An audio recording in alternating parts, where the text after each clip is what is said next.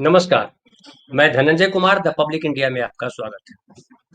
बिहार में हंगामा मचा हुआ है और उसकी वजह है एसआईआर के बाद जो वोटर लिस्ट का पहला ड्राफ्ट जारी हुआ, उसके अनुसार कुल 65 लाख के करीब वोटर, उनका नाम हटा दिया गया, नहीं है सूची में। 65,64,075 वोटर हैं जिनके नाम हटा दिए गए हैं। और इनमें अगर बात करें कि किस किस तरह से हटाए गए, तो उसमें है कि 22,34,501 वोटर के बारे में कहा गया है कि उनकी मृत्यु हो चुकी है, और 36,28,210 वोटर हैं जिनके बारे में कहा गया है कि परमानेंट वो शिफ्ट कर गए हैं या वहां नहीं है। और ऑलरेडी इनरोल्ड यानी 7,01,364 वोटर वैसे हैं, कहा जा रहा है, जिनके बारे में कि दूसरी जगह उनके नाम दर्ज है। तो ये लिस्ट आई है 65 लाख से ज्यादा वोटर्स का। अभी इसमें देखिए 65,64,075 वोट लोगों के जो नाम हैं, उनमें से सबसे ज्यादा नाम जो है नंबर में, परसेंटेज में नहीं, नंबर में, परसेंटेज में भी हम बात करेंगे, क्योंकि लगातार ये चर्चा हुई कि मुस्लिम क्षेत्रों में या मुसलमानों के वोट काटने के लिए ये सब रचा गया, ये भी कहा गया। तो सबसे ज्यादा वोट जो कटे हैं नंबर में, वो पटना जिला के वोट सबसे ज्यादा कटे हैं। और सबसे कम वोट जो है शिवहर जिले में कटे हैं। हालांकि एक जानिए कि शिवहर जिला जो है वहाँ वोटर भी बहुत कम है, और पटना है जहाँ वोटर भी बहुत ज्यादा है। आपको मैं बताऊं थोड़ा सा कि कितने वोटर हैं पटना में, और तो आपको स्पष्ट हो जाएगा। देखिए, पटना में जो है वो 50,47,194 वोटर है। पटना जिला में दो लोकसभा सीट पड़ती है, एक पटना साहिब है और एक पाटलिपुत्र है, दो लोकसभा सीट। अ, और वहां से जो है कुल 3,95,500 वोटर्स, उनके नाम काटे गए हैं। अगर परसेंटेज वाइज बात करें तो 7,83% है। 7,83%। उसके बाद गया अगर हम चलते हैं, गया बगल में गया है, गया जिला, जहाँ मांझी जी का जिला माना जाता है, वहीं से लड़ते हैं वो। वहाँ पे 31,47,156 वोटर है, और कटे हैं 1,26,450 वोटर। 4.1% वोटर कटे हैं यहाँ पे। नालंदा की बात करें, जो नीतीश कुमार का गृह जिला है, वहाँ पे वोटर हैं 23,16,081 वोटर हैं, और उनमें कटे हैं वोट 1,38,505 वोटर के कटे। 5.98% यहाँ पे है। उसके अलावा देखिए शेखपुरा है बगल में, जो सबसे छोटा जिला है वहाँ का, बिहार। वहाँ 26,256 वोटर कटे हैं। 5,11,468 जो है ये वोटर है वहाँ पे। 5.11% वोटर कटे हैं। बेगूसराय जिला, जहाँ से गिरिराज सिंह आते हैं, वहाँ पे देखिए कि 22,45,144 वोटर है, और वहाँ 1,67,756 वोटर के नाम काटे गए हैं। 7.47% अब अगर मुस्लिम बहुल इलाके जिले जो कहे जाते हैं, वहाँ अगर हम चलते हैं, तो सबसे पहला उसमें जिला आता है किशनगंज। किशनगंज सीमांचल जिला है, वहाँ अभी कांग्रेस के सांसद हैं। और वहाँ देखिए कि हिंदू मुस्लिम प्रतिशत अगर कहें, तो वहाँ हिंदू 31% है और मुस्लिम जो है 68%। सबसे ज्यादा मुस्लिम किशनगंज में है। और वहाँ देखिए कुल वोटर है 20,42,486 वोटर हैं। और नहीं, क्षमा करेंगे, गलत बोल दिया मैं। कुल वोटर हैं 12,31,910। 12,31,910 वोटर किशनगंज में है, और इसमें से नाम काटे गए हैं 1,45,668 वोटर्स के नाम काटे गए हैं। और सबसे ज्यादा प्रतिशत में वोट यहीं कटे हैं, ये भी सही है। यहाँ वोट कटे 11.82%, यानी लगभग 12% वोट कटे हैं। अगर पटना की तुलना में अगर लें, कि पटना और किशनगंज में अगर फर्क देखें, तो पटना में 7.83% वोटर कटे हैं, लेकिन किशनगंज में 11.8, यानी 4% ज्यादा वोट कटे हैं किशनगंज में। तो वो जो आरोप लगते हैं कि मुसलमानों के नाम काटने के लिए तैयारी है, वो यहाँ से दिखाई पड़ सकता है। फिर अगर देखिए एक और वहीं का जिला है, पूर्णिया जिला है। तो पूर्णिया जिला जो है, वहाँ जहाँ से पप्पू यादव सांसद हैं, वहां देखिए 22,68,431 वोटर्स थे वहां। उनमें से 2,73,920 वोटर के नाम काट दिए गए। और यहाँ पे 60% हिंदू हैं, 38% मुस्लिम है। लेकिन यहाँ सबसे ज्यादा वोटों वोटों की कटौती हुई है। 12.07% यहाँ वोट कटे हैं पूर्णिया में। वही पास का जिला है कटिहार है। कटिहार में देखिए 22,29,063 वोटर्स थे। अब 1,84,254 वोटर के नाम काट दिए गए। और इनका प्रतिशत अगर देखें तो 8.26% है। तो इन इलाकों में वोटर्स के प्रतिशत अररिया देखिए वहीं पे है एक, तो 20,42,486 वोटर्स उसके थे। और अब 1,58,072 वोटर्स के नाम काट दिए गए हैं। 7.73%, 7.8% के आसपास। तो ये जो है जो वोट कर काटे गए हैं नाम जिनके ये। अब जो मैं एक प्रेस कॉन्फ्रेंस किया है तेजस्वी यादव ने, और तेजस्वी यादव ने भी लगभग वही सवाल उठाए हैं जो मैं शुरू से कहता आ रहा हूँ कि आप जो किस आधार पे आप जो है बता रहे हैं कि इतने लोगों को कि ये इतने मृत हो गए, क्या आधार है? तेजस्वी ने यही पूछा है कि क्या उनके डॉक्यूमेंट मिले, मृत्यु सर्टिफिकेट उनके मिले? किस आधार पे कह रहे हैं आप कि उतने लोग मरे गए? और हम बार बार कह रहे हैं कि डेथ की जब बात करते हैं तो उत्तर प्रदेश, मध्य प्रदेश और कई जगह है जहाँ पे जीवित व्यक्ति को उसके ही रिश्तेदारों ने, घर के लोगों ने मृत साबित कर दिया। और उनका नाम जो है हर जगह से हट गया। उनके जमीन जायदाद हथिया लिए गए। कितने सारे मामले कोर्ट में हैं। उन लोगों ने अपना सरनेम मृतक रख लिया है। तो ये पता है कि मृतक सर्टिफिकेट, नकली सर्टिफिकेट बना करके दे दिया जाता है। वैसी स्थिति में आप जो है 22,34,हजार 501 वोटर्स के बारे में कह रहे हैं कि डेथ हो गई है इनकी। इसका आधार क्या है? ये स्पष्ट नहीं किया चुनाव आयोग ने। और जो तेजस्वी ने जो प्रेस कॉन्फ्रेंस किया है उसमें इस बात को उठाया है। उसके अलावा देखिए परमानेंट शिफ्टेड या एबसेंट जो है 36,28,210 वोटर है। तो मैंने शुरुआत से ये कहा है कि ये किस आधार पे आपने तय किया कि वो शिफ्ट कर गए हैं, वो अब यहाँ के वोटर नहीं रहेंगे? क्या आधार है उसका? कोई जवाब नहीं है। वही तो तेजस्वी ने भी कहा कि इसका क्या आधार है, कुछ स्पष्ट नहीं है। तो यहाँ भी संदेह खड़ा होता है। फिर ऑलरेडी इनरोल्ड 7,01,364 किस आधार पे कहा कि वो जो है इनरोल कर लिए गए दूसरी जगह? क्या आधार कार्ड से चिन्हित किया? क्या नाम, सरनेम वगैरह वगैरह से किस चीज से चिन्हित किया? वो भी स्पष्ट नहीं किया चुनाव आयोग ने। एक और बात कही है तेजस्वी यादव ने, जो हम अक्सर लगातार कह रहे थे कि आप जो ये 65 लाख लोगों के कह रहे हैं कि हम नाम काट रहे हैं, इसकी सेपरेट लिस्ट क्यों नहीं निकाली? अब इसकी सेपरेट लिस्ट तो है, लेकिन वो एपिक नंबर के साथ नहीं है, बूथ नंबर के साथ नहीं है। जब आपने नाम काटे थे तो आप एपिक नंबर और बूथ नंबर अगर देते तो पता चलता कि इनका इनका नाम पहले के वोटर लिस्ट में था और इनका इनका नाम वोटर लिस्ट से हटा दिया गया है।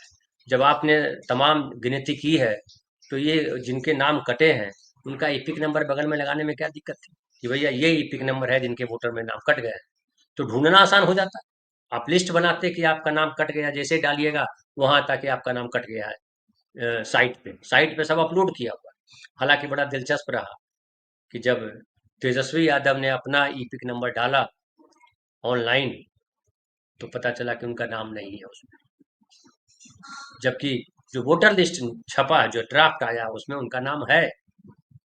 और सम्राट चौधरी ने एक तंज भी किया है कि ये देखिए इसका वोटर लिस्ट में नाम है और कह रहा नहीं है। लेकिन तेजस ये आधा अधूरे, बीजेपी वाले के साथ यही दिक्कत है, वो आधा ही बोलते हैं, पूरा कभी नहीं बोलते, पूरा झूठ बोलते हैं, सच आधा बोलते हैं। ये इनकी सबसे बड़ी प्रॉब्लम है भाजपाइयों की, संघियों की। और इस प्रॉब्लम की वजह से पूरे देश में ये केओस मचा देते हैं। संसद में प्रधानमंत्री बोले, गृह मंत्री बोले, कोई और बोले, सब आधा सच आधा झूठ या पूरा झूठ। पूरा सच कभी नहीं बोलते। अपने बारे में बोलेंगे तो फिर बढ़ा चढ़ा करके आधा आधा सच आधा झूठ, या 10% सच 90% झूठ, ये इनका प्रतिशत है। वही यहाँ भी है। अरे भाई वो कह रहा है कि मेरा वोटर लिस्ट में नाम है, प्रेस कॉन्फ्रेंस में कहा तेजस्वी यादव ने कि वोटर लिस्ट में जब ढूंढते हैं तो मेरा नाम है, लेकिन ये देखिए इपिक नंबर जब हम डालते हैं ऑनलाइन तो मेरा नाम नहीं है। ढेर सारे लोग जो बाहर रहते हैं वो कैसे पता करेंगे मेरा नाम है कि कट गया? क्या गैर वाजिब सवाल है? लेकिन सम्राट चौधरी चौधरी जैसे लोगों को जो है न दिमाग अपना है और न तर्क शक्ति है। केवल झूठ बोलना ही लोगों को, और झूठ बोलते हैं।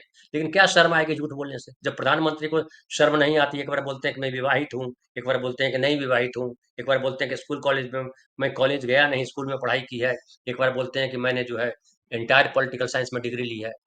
वो देखिए गृह मंत्री जी कहते हैं कि मैं इतिहास का छात्र रहा हूँ, विद्यार्थी रहा हूँ, और उनको पता नहीं कि सरदार पटेल 50 में उनकी डेथ हुई या 60 में उनकी डेथ हुई। ऐसे ऐसे महान जो है नेता देश के सिरमौर बने हुए हैं, उनके हाथ में बागडोर है देश की, राज्य की। अब जो चुनाव आयोग ने पूरा तमाम किया है उसमें ढेर सारी गड़बड़ियां हैं, वो तेजस्वी यादव ने भी बतलाया है। राहुल गांधी तो कल बोल ही चुके हैं। राहुल गांधी ने कहा था कि भैया ये जो पूरा का पूरा आपने जो हमने कर्नाटक में भी साबित किया, महाराष्ट्र में साबित किया, और यहाँ भी कि आपका वोटर लिस्ट जो है जो आपने तैयार किया है, एसआईआर किया है, उसमें इतनी गड़बड़ियां हैं कि एटम बम की तरह फटेगा। अब चुनाव आयोग के इस बात पर जो है क्या सुप्रीम कोर्ट में फैसला होता है वो तो अलग विषय है। लेकिन इतर ये जो राहुल गांधी ने अपना प्रोग्राम बनाया है, और 10 अगस्त से 25 अगस्त तक वो बिहार में रहेंगे। सासाराम से पदयात्रा शुरू कर रहे हैं, और सासाराम से लेकर के चलेंगे और 22 जिलों को कवर करेंगे। और इसमें कुल जो है बताया जा रहा है कि वो हाइब्रिड मोड पर होगा। हाइब्रिड मतलब पैदल भी चलेंगे और गाड़ी पे भी रहेंगे, दोनों रहेगी स्थिति। और 22 जिले जाएंगे, तेजस्वी यादव उनके साथ होंगे, और भी दूसरी पार्टियों के जो लोग उनके हैं, माले के, वामपंथी दल, वो सब साथ रहेंगे। तो वो अब क्या असर दिखाता है वो एक बार समझने वाली बात है। लेकिन फिलहाल ये कहा जा सकता है कि जिस तरह से एसआईआर पे काम हुआ है उसमें ढेर सारी गड़बड़ियां हैं, और इतनी जल्द, सबसे बड़ा सवाल यही है कि इतनी जल्दबाजी क्यों, क्यों इतनी जल्दी में है चुनाव आयोग कि हम बिहार में करा करके दम लेंगे, इसको बाद में कराया जा सकता था। और आप घर घर जाते, अब क्या कर रहे हैं कि जिनका नाम नहीं है उनको कहा गया कि 1 अगस्त से लेकर के 1 सितंबर तक वो अपना नाम जो है जुड़वा सकते हैं। वो चेक करें, देखें कि नाम उनका है या नहीं है। अगर नहीं है तो अपना नाम ऐड करवाएं। अब सवाल उठता है कि ऐड करवाने की मुसीबत क्यों डाल रहे हो? जिसका जिसका छूट गया उसके पास वापस बीएलओ को भेजो कि भैया आपका नाम इसमें नहीं है, क्यों नहीं है? उनके पड़ोसी से नंबर लो, पूछो। अगर बाहर है तो क्या ये काम नहीं कर सकता चुनाव आयोग? मैं बार बार कर रहा हूँ, हालांकि विपक्ष के भी कोई नेता इस बात पे नहीं बोल रहे हैं कि भाई आप जो जिसे तेजस्वी ने कहा कि ईपिक नंबर कहाँ है उसका, तो उसका ईपिक नंबर लो, जहां वो रहते हैं उन पड़ोसी से पूछो, सत्यापित करो। और उनके रिलेटिव वहां रहते होंगे, उनके पड़ोसी होंगे, उनके मुखिया सरपंच होगा, वार्ड मेंबर होगा, ग्राम पंचायत व्यवस्था है वहाँ, त्रिस्तरीय ग्राम पंचायत व्यवस्था, वार्ड नंबर वहाँ है। तो वार्ड के लोग जानते हैं एक दूसरे को, गाँव में खास करके, शहरों में भी जानते हैं लेकिन गाँव में तो जानते हैं। तुम्हारा पन्ना प्रमुख है, एक पन्ने पे 10 वोटर है तो 10 के लिए 5 आदमी लगाए हुए हो बीजेपी वाले ने, तो उसको बोलो। और आप चिन्हित करिए ना कि हाँ अब वो कहाँ है। जैसे एक एग्जाम्पल के तौर पे दूं कि मैं आ गया हूँ बॉम्बे, तो मेरे पड़ोसी तो बताएंगे बॉम्बे में, नंबर भी मेरे गांव में ढेर सारे लोगों के पास मेरा नंबर है, तो आप मुझे फोन करेंगे कि भाई धनंजय कुमार जी आपका नाम यहाँ पे काट दिया गया है, क्या आप कटा रहने दें या आप वहीं के वोटर होंगे, आप दूसरी जगह वोटर नहीं जाएंगे? ये पूछेंगे ना आप, कि काट देंगे सीधा, मैं वहां उपस्थित नहीं हूँ तो? मतलब कोई लड़का पढ़ रहा है, दिल्ली गया पढ़ाई के लिए, कोई इलाज के लिए गया है, तो उसका नाम काट दोगे आप? ये आप न्याय कर रहे हैं? और ये वोटर लिस्ट में जो जो लोगों को वोट देने का अधिकार मिला है, कोई किसी ने ये नहीं किया है, भीख में नहीं दिया है, कोई बीजेपी या संघियों ने नहीं दिया है, आरएसएस वालों ने नहीं दिया वोटर लिस्ट में नाम कि आप काट दोगे। तो ये बड़ा एक षड्यंत्र है, और षड्यंत्र ये है कि देश को अपने तरीके से चलाने की कोशिश है। लोकतंत्र, लोकतंत्र तो चलिए कितना लोकतंत्र हमारे देश में हम सब जानते हैं, लेकिन ये कंप्लीटली जो है डिक्टेटरशिप है। आप अफसरों के हाथ, आप पुलिस वालों को साथ लेकर के, अफसरों को साथ लेके, न्यायपालिका को साथ लेकर के आप जो पूरा का पूरा खेल कर रहे हो, भय दिखा करके कर रहे हो, चालाकी दिखा करके कर रहे हो, झूठ बोल करके कर रहे हो, जितने तरह के धतकर्म होते हैं वो सारे धतकर्म करके ये वोटर लिस्ट ये कर रहे हो, और कितने सारे लोगों को आप तनाव में डाल रहे हो। जिनको आप बता रहे हो मर गए, उनको तो कल उनकी संपत्ति हड़प ली जा सकती है कि मर गए आदमी है, क्योंकि वोटर लिस्ट में नाम नहीं है। वो चुनाव आयोग कह रहा है, वो तो नागरिकता प्रमाण पत्र दे रहा है ना आजकल। तो क्या आप अब ये अनाउंस करना चाहिए इसको ज्ञानेश कुमार गुप्ता जी को, कि ये जो वोटर लिस्ट इस बार जो आया है और जो मतदाता पत्र छप के रखे आपके पास आएगा, ये नागरिकता का प्रमाण है, इससे पता चलेगा कि आप नागरिक हैं। ये कहेंगे ज्ञानेश कुमार गुप्ता? कहना चाहिए उनको। लेकिन कौन सुनने वाला इस देश में? सरकार तो शामिल है, सुप्रीम कोर्ट तारीख पे तारीख, तारीख पे तारीख, पता नहीं कितनी तारीख। देखिए ना, 20-20 साल जो है बम कांड चलता है, 19 साल सजा केस चलता है, और 19 साल के बाद पता चलता है ठन गोपाल कोई मारा ही नहीं, अपने आप बम रखा रखा फट गया था और मर गए लोग। वैसे ही मालेगांव में कोई ब्लास्ट नहीं किया था, 17 साल के बाद मालेगांव के आता है और उसमें पता चलता है। एनआईए कोर्ट में, अभी स्पेशल कोर्ट में, अभी तो हाई कोर्ट जाएगा, फिर लंबा लगेगा। तो 17 साल के बाद पता चलता है कि कोई था ही नहीं मारने वाला, अपने आप बम फट गया था। तो ये हालत है हमारी न्यायपालिका की, कानून व्यवस्था की, सरकार की, और ये है हमारा लोकतंत्र। ये हम सबकी जिम्मेवारी है। ये गुंडाई करेंगे अगर आप, नागरिक अगर नहीं जागेंगे, अगर वो हिंदू मुसलमान बने रहेंगे, अगर उनको लगेगा हमको क्या है उसका नाम कट रहा है, हमको क्या है मुसलमानों का जा रहा है, हमको क्या है शूद्रों का जा रहा है, तो फिर वैसे ही हाल होगा इस देश का, जिससे सोमनाथ लूटा गया था। मत पंडित हाहाकार कर रहे थे और बाकी लोग जो है तमाशबीन बने हुए थे। ये जो पांचवी अर्थव्यवस्था से तीसरी अर्थव्यवस्था बनाने की जो तैयारी है, उस तैयारी में यही हो रहा है। जो पैसे वाले हैं, जो ऊपर है, वो देश के कर्ता धर्ता मालिक हो जाएंगे, बाकी गुलाम बनाए जाएंगे। लेकिन क्या वो स्थिति अब है? इतनी बड़ी आबादी गुलाम बनने को तैयार होगी?